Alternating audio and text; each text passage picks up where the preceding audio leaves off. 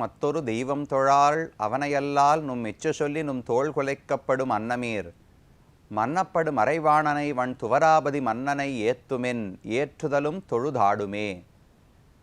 இந்த பாசுரம் சுவாமி நம்மாழ்வாரை பற்றி அவருடைய தோழி சொல்லக்கூடிய ஒரு பாடல்.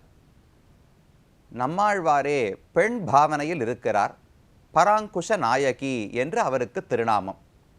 அந்த பெண் கண்ணனையே நினைத்து மயங்கி போய் கிடக்கிறாள். அவளுக்கு என்ன ஆயிற்றோ என்று தெரியாமல் அவருடைய தாய்கள் எல்லாம், அவருடைய தாயார் யாரோ கட்டுவிச்சிகள் குறி சொல்பவர்களையெல்லாம் அழைத்து வந்து, ஏதோ ஒரு பேய் பிசாசு என் பெண்ணை பிடித்து கொண்டிருக்கிறது, அதனால் தான் இப்படி துன்பப்படுகிறாள், இது யாரால் பிடிக்கப்பட்டிருக்கிறாள் என்று பார்த்து சொல்ல வேண்டும் என்று அழைத்தாளாம். அந்த கட்டுவிச்சி வந்து ஏதேதோ செயல்களை செய்ய தொடங்கினால், சோழிகளையெல்லாம் உருட்டி போட்டாளாம், நெல்லை எடுத்து வீசினாளாம், ஏதேதோ பாடல்களை பாடிக்கொண்டு உடலை அசைத்து ஆடத் தொடங்கினாளாம். இதையெல்லாம் பார்த்து கொண்டு ஆழ்வாருக்கு அருகிலே இருந்த ஒரு தோழி, அவள் பார்த்தவள், இதெல்லாம் தகுந்ததே கிடையாது, இந்த பெண்ணு எந்த பூதத்தாலும் பிசாசத்தாலும் பிடிக்கப்படவில்லை, உன்னித்து மற்றொரு தெய்வம் தொழாள், இந்த பெண்ணுக்கு மனசார தொழுபவன் என்றால் அது பகவான் கண்ணன் ஒருவனைத்தான், அவனையல்லால் நும் இச்சு சொல்லி நும் தோள் குலைக்கப்படும் அன்னவீர், அந்த பெருமானை பற்றி பாடினீர்கள் என்றால் இந்த பெண்ணு மயக்கம் தீர்ந்து எழுந்து விடுவாள். வேற ஏதோ முயற்சிகளை பண்ணி ஏதோ பூதம் போக்குகிறேன் பிசாசு ஓட்டுகிறேன்னு முயற்சி செய்தால் அதனால் எல்லாம் எந்த பயனும் கிடையாது.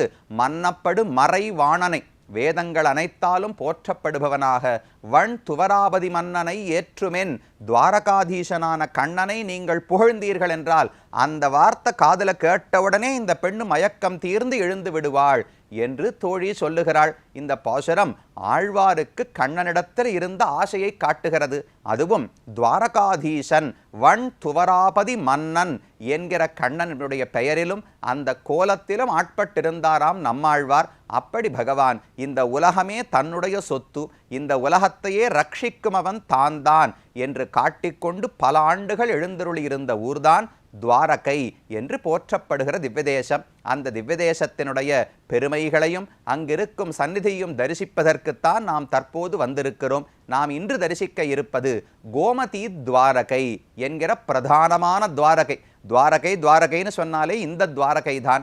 இது குஜராத் மாநிலத்தினுடைய மேற்கு எல்லையிலே கடற்கரையிலேயே உள்ளது. கடலில் கோமதி என்று ஒரு நதி போய் சேருகிறாள். அந்த கோமதி நதி குஜராத் மாநிலத்திலே தொடங்கி கிழக்கிருந்து மேற்கு நோக்கி ஓடி வருகிறாள். அந்த கோமதி நதி போய் எங்கு கடலில் கலக்கிறாளோ அந்த வாசல், அந்த இடத்திலே தான் அருகிலேயே இந்த கோயில் அமைந்திருக்கிறது. அதனால் இந்த துவாரகைக்கு கோமதி துவாரகா என்று பெயர் சூட்டப்பட்டுள்ளது. அந்த கோமதி நதிக்கே பெருமை. கண்ணன் இங்கு இருக்கும் பொழுது இந்த நதியில எத்தனை நாட்கள் நீராடி இருப்பார், இங்கிருந்து தீர்த்தமெடுத்து பருகி இருப்பார். அப்ப கண்ணனுடைய ஸ்பரிசம் பட்ட ஒரு நதி, கண்ணனோடு தொடர்புடைய நதியானபடியால இந்த நதிக்கு பெருமை உண்டு. அந்த நதியினுடைய கரையிலேயே, இந்த நதியினுடைய வடக்கு கரையில் தான் கோவில் அமைந்திருக்கிறது. அந்த நதி கிழக்கிலிருந்து மேற்கு ஓடி வருகிறாள். நதியினுடைய வடக்கு புறத்திலே தான் கோவில் அமைந்திருக்கிறது. அந்த வடக்கு பக்கத்தில் நிறைய காட், படித்துறைகள் அமைக்கப்பட்டுள்ளன. சங்கம் காட், மேற்கிலிருந்து கிழக்க வந்தோம்னால் சங்கம் காட், நாராயண காட், வாசுதேவ காட், கௌ காட், பார்வதி காட், பாண்டவ காட், பிரம்மா காட், அதே போல சுர்தன காட், சர்க்காரி காட் என்று 9 படித்துறைகள் அமைக்கப்பட்டுள்ளன. ஒவ்வொரு படித்துறையிலும் கோவில்கள் உண்டு. ஒரு படித்துறையில் ஹனுமான் சன்னதி இருக்கு, இன்னொரு படித்துறையில் நரசிம்ம பெருமானுடைய சன்னதி இருக்கிறது. முதல் படித்துறை சொன்னனே, கடைசியில் கோமதி துவாரகை போய் கடல்ல சேருகிற இடம், அந்த ஒரு கடைசி டிப்பு பாயிண்ட் இருக்கே, அந்த இடத்துல ஒரு அழகான கோவில் சமுத்திர நாராயணன் கோவில் என்று அமைக்கப்பட்டுள்ளது. உள்ளுக்குள்ள சின்ன சன்னதி, உள்ள போனா வெள்ளை பளிங்கு கல்லிலே பகவான் சதுர்புஜங்களோடு சங்கம் சக்கரம் கதை தாமரை நான்கையும் ஏந்தி கொண்டு, இந்த பக்கங்களும் கொஞ்சம் மாறி இருக்கும், மேல வலக்கையில கதை, இடக்கையில சக்கரம், கீழே சங்கம், கீழே தாமரை என்று பகவான் பிடித்து கொண்டிருப்பார். அப்படி சமுத்திர கரையிலேயே சமுத்திர நாராயணன் என்கிற பெயரோடு பகவான் காட்சி அளிக்கிறார். அந்த இடத்துக்கு போய் பார்த்தீர்கள் என்றால் நதியும் கடலும் அப்படியே மோதிக்கொண்டு அலைகள் நமக்கே மேலே வரும். காத்தால் இந்த நதிக்கு ஒரு சிறப்பு உண்டு. இந்த நதியில் நீங்கள் நீராட வேண்டும் என்றால் முடிந்தவரை காலை 6 மணி 7 மணிக்கெல்லாம் போய் நீராடி விட்டு வந்துவிட வேண்டும். ஏனென்றால் 8 மணி தாண்டித்துன்னு வச்சுங்களேன், அதற்கு பிறகு இந்த நதியிலே உப்பு தண்ணீர் கலந்து விடுகிறது. ஏன்னா அது சமுத்திரமும் நதியும் கலக்கும் இடம் தானே, காலை வேளையில் சமுத்திரத்தினுடைய மட்டம் கொஞ்சம் குறைச்சலாக இருக்கும். அதனால் நதியினுடைய தண்ணீர் தான் வெளியே ஓடிக்கொண்டு வரும். அந்த சமயத்தை குளிச்சா அது ஃப்ரெஷ் வாட்டர், நல்ல தூய்மையான நீராக இருக்கும். 8 மணி 8:30 மணி 9 மணி ஆச்சுன்னால் கடலுடைய மட்டம் மெதுவாக ஏறி அந்த நதிக்குள்ள கடலுடைய தண்ணீர் வந்து சேர்ந்து விடும். பெரிய பெரிய அலைகள் 10 அடிக்கு உயரத்துக்கு, அந்த படித்துறைன்னு சொன்னேனே அந்த படித்துறையே மூழ்கி போகும் அளவுக்கு பெரிய பெரிய அலைகள் எல்லாம் வருகின்றன. அதுக்கு தைரியம் உள்ளவர்கள் அங்கிருந்தும் குளித்து கொண்டிருக்கிறார்கள். அது யாரோ ஜாக்கிரதையா போய் நாமும் செய்து கொள்ள வேண்டும். பெரிய அலைகள் வந்து இந்த சமுத்திர நாராயணன் கோவிலுடைய சுவத்தில் வந்து மோதிக்கொண்டே இருக்கும். பார்க்கறதுக்கே ரொம்ப ரம்யமாக இருக்கும். இருந்தால் இங்கேயே உட்கார்ந்துட்டு இருக்கணும், போகவே கூடாதுன்னு தோன்றும். அப்படி அழகான இடம் கோமதி நதி இருக்கக்கூடிய இடம். அந்த கோமதி நடையினுடைய தெற்கு கரையில் பார்த்தோம் என்றால் அங்கே கருட நாராயணன் சன்னதின்னு ஒரு சன்னதி இருக்கு. சமுத்திர நாராயணன் பார்த்துட்டோம். இது யாரு? கருட நாராயணனால் கண்ணன் மதுரையிலிருந்து கருடன் பேரிலே ஏறித்தான் இந்த இடத்துக்கு வருகிறார். நிலத்தை கையகப்படுத்த வேண்டும். ஜராசந்தன் திரும்ப திரும்ப மதுரையை படையெடுக்கிறான். அங்கு இனிமே மக்கள் இருக்க முடியாது, புதிதான ஒரு ஊர் வேண்டும்னு கண்ணன் முடிவெடுத்தார். கருடனோட நேர இந்த இடத்துக்கு வந்து இங்கு தான் இறங்கினாராம். கோமதி நதியினுடைய தெற்கு கரையில தான் கீழே திருவடிகளை வைத்து இறங்கினார். அங்கதான் கருட நாராயணன் சன்னதி இருக்கிறது, பஞ்ச பாண்டவர்களுக்கான சன்னதி இருக்கிறது. அங்கு வந்துதான் பகவான் நேர பிரார்த்திக்கிறார். யாரிடத்தில்? சமுத்திரராஜன் கடல் அரசனிடத்திலே பிரார்த்தித்து இங்கிருந்து எனக்கு பூமியை கொடுன்னு கேட்கிறார். இது சம்மந்திர பகவான் துர்கம் 12 யோஜனம் அந்த சமுத்திரே நகரம் கிருத்ஸ்னாத்புதம் அச்சீகரத் திருஷ்யதே யத்ரஹித்வாஷ்டிரம் விஜானம் சில்ப நைபுணம். 12 யோஜனை, துர்கம் 12 யோஜனம். ஒரு யோஜனைனா கிட்டத்தட்ட 8 மைல், 12 யோஜனை 96 மைல் அளவுக்கு இந்த இடத்துல சுற்றளவுக்கு பகவான் நிலத்தை கையகப்படுத்தினாராம். இந்த இடத்துக்கு முன்னமிருந்தே பெருமை உண்டு. இந்த ஊருக்கு குஷஸ்தலி என்றுதான் புராணங்களிலே பெயர் சொல்லப்படுகிறது. துவாரகை என்பது கண்ணனால் நிர்மாணம் செய்யப்பட்ட ஊர். அந்த நிலத்தை கடலிலிருந்து கையகப்படுத்தி கண்ணன் ஊரை கட்டுகிறார். துவஷ்டா என்று தேவர்களுடைய சிற்பி அவர்தான் வந்து இந்த ஊரையே கட்டி கொடுத்தாராம். அதற்கு முன்னாலும் கிருத்தயுகத்திலேயே ஒரு சூரிய வம்சத்தைச் சேர்ந்த ஒரு அரசர், அவன் இந்த இடத்துல தர்ப்பங்களை எல்லாம் விரித்து யாகம் செய்திருக்கிறானாம். அதனால குஷஸ்தலி, குஷம்னா தர்ப்பங்கள், அந்த தர்ப்பத்தை வைத்து அவன் யாகம் செய்தபடியாலே குஷஸ்தலி என்று இந்த இடத்துக்கு பெயர் ஏற்பட்டது. இது கிருத்தயுகத்தில் நடந்தது. அதற்கு பிறகு இந்த இடத்தில் குஷன் என்கிற ஒரு அசுரன் இருந்தான். அந்த அசுரனை கொல்வதற்காக பிரம்மாவே பாதாளத்துக்கு போய் திருவிக்கிரம பெருமான அழைத்து கொண்டு வருகிறார். திரிவிக்ரமன் மகாபலிக்கு காட்சி கொடுப்பதற்காக ஒரு வடிவத்தோடு பாதாளத்துக்கு போய்விட்டார்.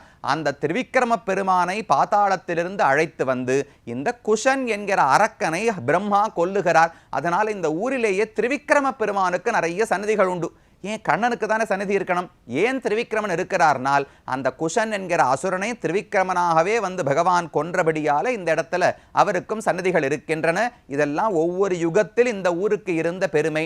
துவாபர யுகத்தில் கடலிலிருந்து அந்த நிலத்தை எடுத்து துவஷ்டா என்கிற தெய்வத்தை அழைத்து அழகான பட்டணத்தை பகவான் ஏற்படுத்துகிறார். ரத்யா சத்வர வீதிபிகி யதாவஸ்து விநிர்மிதம் சுரத்ரும லோதோத்யான விசித்திர உபவனான்விதம்.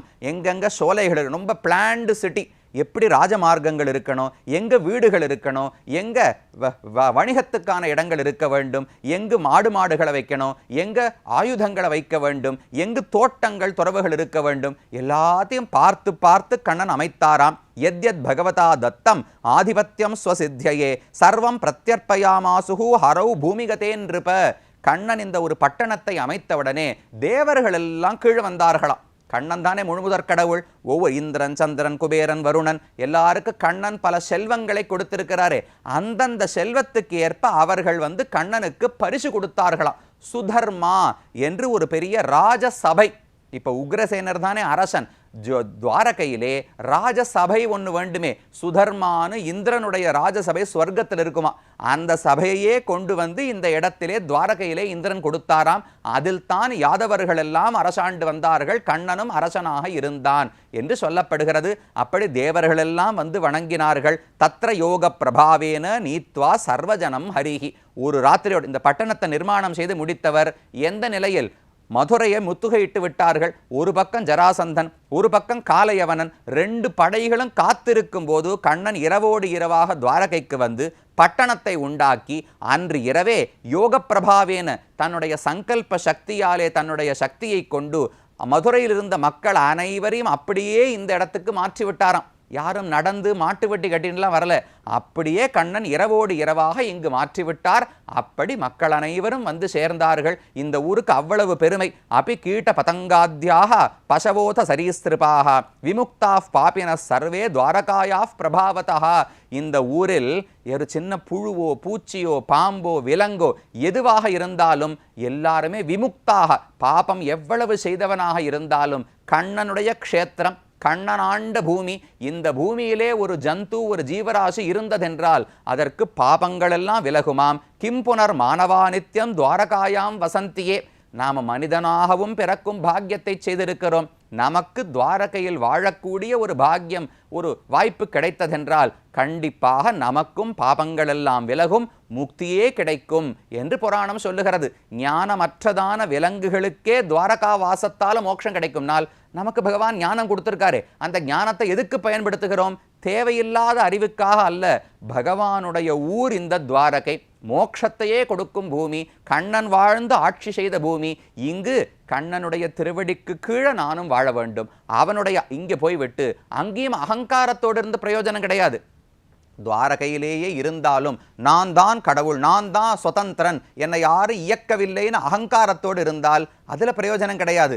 அந்த இடத்துக்கு போய் பணிவோடு இருக்க வேண்டும். கண்ணனுக்கு நான் அடிமைன்னு புரிந்து கொள்ள வேண்டும். வாழ்ந்தால் கண்டிப்பாக நமக்கும் பாபங்கள் விலகி முக்தியே கிடைக்கப் போகிறது. அப்படி இந்த ஊருக்கு பெருமை, இந்த ஊரினுடைய மண்ணுக்கு பெருமையாம். பாம்சவோ துவாரகாயாவை வாயுனா சமுதீரிதாக பாபினா முக்திதாஃப் புரோக்தாக கிம்புனர் துவாரகா புவி என்று சொல்லுகிறார்கள். இந்த ஊர் மண் இருக்கே, இந்த மண்ணு காற்றால் அடிக்கப்பட்டு சுத்தி பரவுகிறதோ இல்லையோ, எங்கெல்லாம் இந்த மண்ணு போய் படுகிறதோ அது பட்டவர்களுக்கெல்லாம் பெருமை கிடைக்குமா? அந்த மண்ணு பட்டதனாலேயே பாபங்கள் விலகுமாம். அப்ப இந்த ஊரிலேயே வசித்து வந்தால் சொல்லவே வேண்டாம். அப்பேற்பட்ட பூமிதான் இந்த துவாரகை. கண்ணனே 100 சம்வத்சரங்களுக்கு மேல் இந்த இடத்துல வாழ்ந்திருக்கிறார். அவ்வளவு தொடர்பு பட்டது, பெருமை உடையது. சரி, இப்ப எப்படி இருக்கு? இப்ப அதை போல 12 யோஜனைக்கு பெரிய நகரம் எல்லாம் இருக்கிறதா என்றால் இப்போது அப்படி கிடையாது. கண்ணனே தான் வைகுந்தத்துக்கு போகும்போது சொல்லிவிடுகிறார், நான் புறப்பட்டு போய் 7 நாட்களுக்குள்ளே துவாரகை என்கிற பட்டணத்தை கடல் சூழ்ந்துவிடும், கடல் அழித்து விட போகிறது. அதனால யாதவர்கள் யாரும் அங்கு இருக்க வேண்டாம். என்னுடைய மனைவியார்கள் 16,000 மனைவிமார்கள் கண்ணனுக்கு, யாரும் அங்கு இருக்க வேண்டாம். அர்ஜுனனோடு கூட புறப்பட்டு இந்திரபிரஸ்தத்துக்கு செல்ல வேண்டும் என்று கண்ணனே ஆணையிடுகிறார். ஸ்வம் ஸ்வம் பரிகிரகம் சர்வே ஆதாய பிதரௌச்சனஹா அர்ஜுனேன அவிதா சர்வே இந்திரபிரஸ்தம் கமிஷ்யத என்று கடைசியில் கண்ணனுடைய தேரோட்டி. அந்த தேரோட்டி தான் கண்ணன் வைகுந்தத்துக்கு போவதற்கு முன்னால் கடைசியாக கண்ணனை கண்டவர். அவருக்கு கண்ணன் அறிவுரை சொல்லுகிறார், நீங்க நேர போ, நானும் வைகுந்தத்துக்கு சென்று விட்டேன், பலராமனும் போய்விட்டார், எல்லாருக்கும் அறிவித்து விடு, இனி துவாரகையில் இருக்க வேண்டாம், 7 நாட்களுக்குள்ள கடல் அதை அழித்து விடும், அதனால எல்லாரும் வெளியே சென்று விடுங்கள் என்று கண்ணன் எச்சரிக்கிறார். மக்கள் எல்லாம் வெளியே போகிறார்கள். அவர் சொன்னபடிக்கே கடல் வந்து மூழ்கித்து ஸ்மிருத்யா அசேஷ அசுபஹரம் சர்வமங்கள மங்களம் நித்தியம் சந்நிகிதஸ்தத்ர பகவான் மதுசூதனா. அந்த ஊர் அழிந்திருந்தாலும் கண்ணனுடைய பவனம், அவர் வாழ்ந்திருந்த மாளிகை, அவருடைய சபை, இந்த 2 மட்டும் அழியாமல் இன்றும் இருக்கிறது. பாகவத புராணத்திலேயே கண்ணனுடைய இல்லத்தை தவிர முழுவதுமாக அழிக்கப்பட்டது என்றுதான் சுகாச்சாரியர் தெரிவிக்கிறார். இன்னைக்கும் அந்த பகுதியைத்தான் நாம் தரிசிக்கிறோம். கண்ணன் இருந்த அரண்மனையினுடைய சில பகுதிகள், ஒரு பகுதி கடலுக்கு நடுவில் இருக்கு, ஒரு பகுதி நிலத்திலேயே கோமதி துவாரகை. கண்ணன் எங்கு மக்களை சந்தித்து தர்பார் வைத்திருந்தாரோ அது கோமதி துவாரகைன்னு சொல்லப்படுகிறது. கண்ணனுடைய அந்தப்புறம், அவனுடைய வீடு எங்கு இருந்ததோ அது பேட் துவாரகைன்னு அருகிலேயே கடலுக்குள் இருக்கிறது. அந்த இடங்களைத்தான் நாம் தரிசிக்க வேண்டும். கண்ணனோடு நமக்கு நெருக்கமான தொடர்பை ஏற்படுத்தி கொடுக்கக்கூடிய திவ்யதேசம். இதன் மகிமையையும் கோவிலினுடைய பெருமையையும் வரும் பகுதிகளிலே பார்ப்போம்.